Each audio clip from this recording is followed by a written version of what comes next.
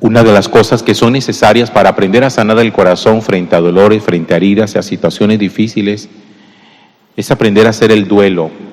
Esa palabra que hemos escuchado tantas veces, hacer el duelo. ¿Qué es hacer el duelo?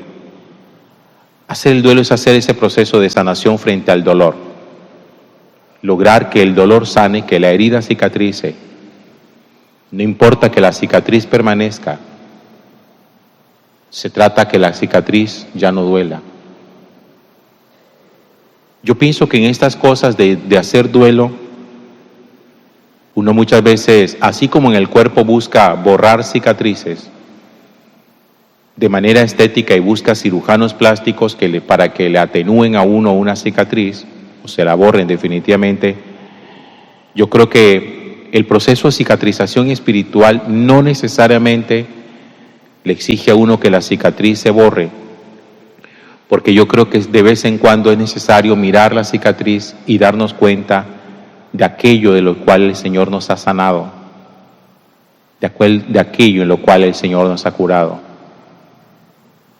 Creo que cuando las cicatrices se borran, corre uno el riesgo de borrar también el recuerdo de aquello de lo cual uno en un momento se salvó. Es como esas personas que tienen una cicatriz, de esas que son grandes, como de corazón abierto, donde abren todo el pecho. Son cicatrices grandes, muy marcadas, pero son cicatrices de esperanza, son cicatrices de vida. Ciertamente que pueden no ser estéticas, pero uno dice, me acuerdo siempre que la veo, de lo que el Señor me salvó, de lo que el Señor me curó. Y creo que el libro de Job es un libro de esos que nos enseña a nosotros procesos de duelo. Y cómo después de hacer un duelo, de cómo después de sanar una herida profunda, existencial, Dios restaura de una manera tal que le permite a uno poder recuperar, restablecer y reintegrar toda su vida. Porque si ustedes cogen el libro de Job, se van a dar cuenta de una cosa. Job era un hombre próspero, feliz, tenía una familia bonita, una esposa, tenía unas hijas, muchos siervos, muchas posesiones. Un día Job cae en desgracia, pierde todo, absolutamente todo, hasta su salud física, porque a Job le cae una enfermedad en la piel como una especie de lepra. Obviamente, en su proceso de duelo, Job lo primero que hace es la negación. Los procesos de duelo siempre empiezan con una negación, con esto no me puede estar pasando a mí. Job niega, ¿por qué tiene esto que estar pasándome a mí?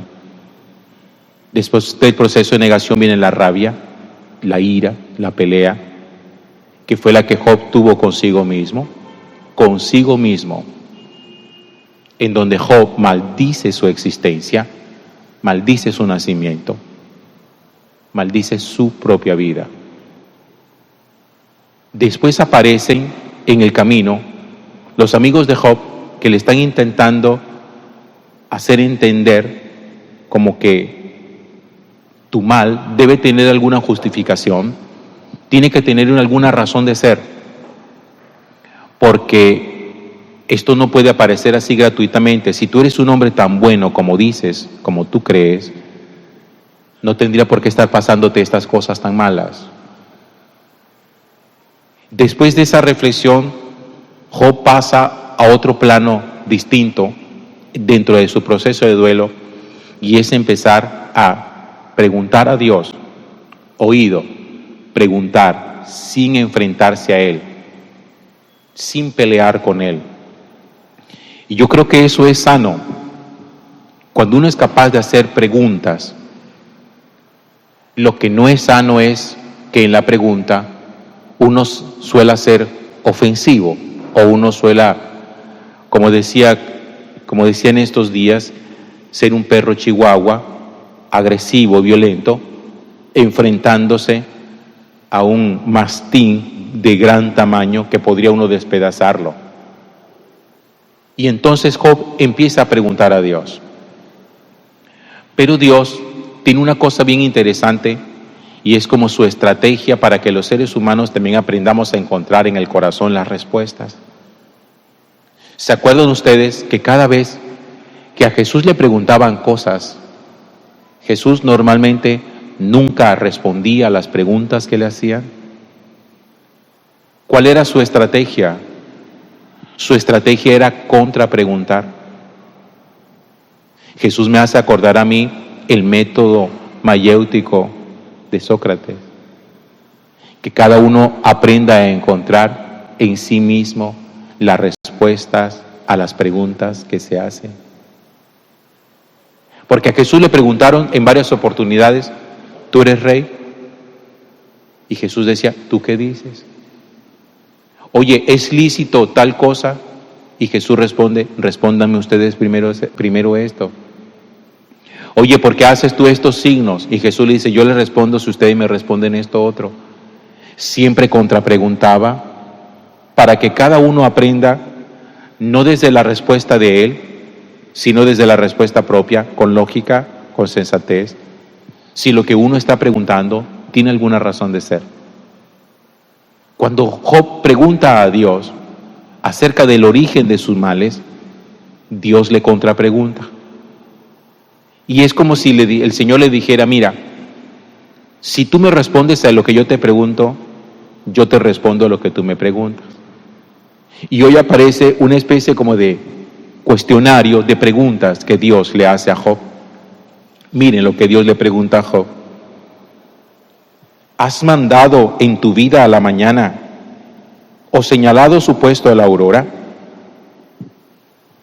¿Has entrado por las fuentes del mar o paseado por las honduras del océano?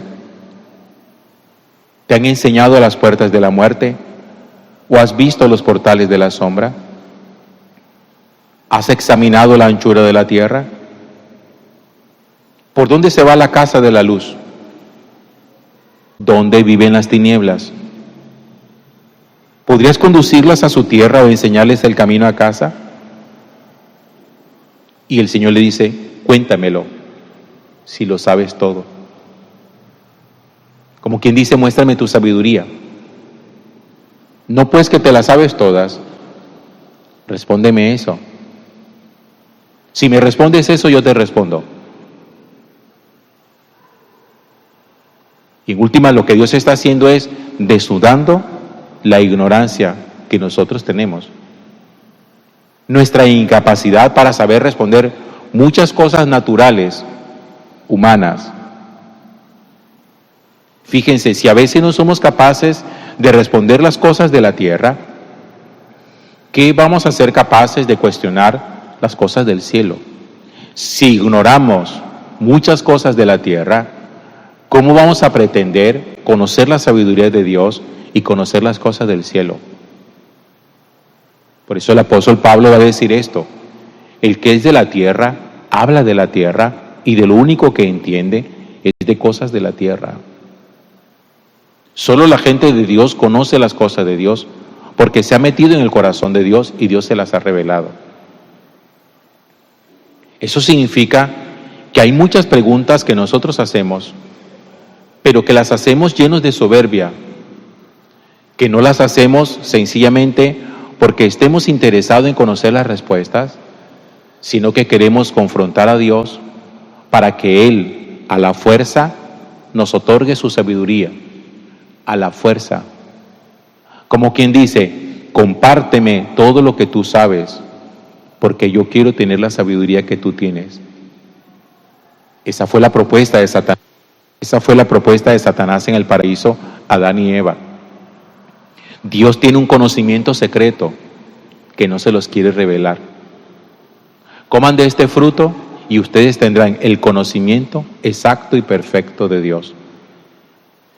¿No ha sido esa la gran tentación de los seres humanos? Poder poseer un conocimiento y una sabiduría infinita. ¿No es esa la gran tentación de los científicos? Poder predecir con bastante anticipación un terremoto, así como se predice un tornado y su fuerza. poder predecir el momento de la muerte, poder vencer todas las enfermedades, haber encontrado la cura definitiva para el cáncer, la cura definitiva para el VIH y para muchas enfermedades que todavía siguen diezmando a la humanidad. Poder conocer el universo, buscar la manera de poder contactar vida en otros planetas que se consideran que pueden ser mucho más avanzados que los nuestros, a ver si ellos nos comparten la sabiduría. ¿Saben ustedes dónde está la soberbia, la auténtica soberbia humana? Pretender saber todo. Y esa fue la propuesta de Satanás. Lo puedes llegar a saber todo. Basta con que te hagas a ti mismo tu propio Dios. Y por eso la gente que estudia bastante, ¿de qué presume? De sus estudios, de sus doctorados, de sus maestrías, de sus títulos y de sus universidades. ¿No es eso lo que uno presenta en su currículum cuando pretende aplicar para un trabajo? Mostrar todos los cartones y mostrarle a los futuros jefes o a los posibles jefes que tenemos todo el conocimiento propio para eso que nos están ofreciendo. Job, o más bien los amigos de Job, le hacían preguntas a él como tratando de mostrarle que ellos sabían la respuesta. Job se deja tentar por eso, y por eso Job también en algún momento, sin renegar de Dios, porque yo insisto que de eso he venido hablando desde el lunes, Job sin renegar de Dios, sin bravear con Dios, si honestamente le pregunta acerca del origen de sus males, ¿cuál es el origen de mis males? ¿Cuál es la razón de ser de todo esto? Y el Señor simplemente le contrapregunta y le dice, si tú me respondes lo que yo te pregunto, yo te respondo lo que tú me preguntas. Mañana es la conclusión de este libro de Job. Mañana se dirime el asunto y vamos a mirar cómo finalmente Job termina perfectamente reconciliado con Dios y cómo Dios restablece íntegramente en Job toda su vida y todos sus bienes. Gloria al Padre, y al Hijo, y al Espíritu Santo,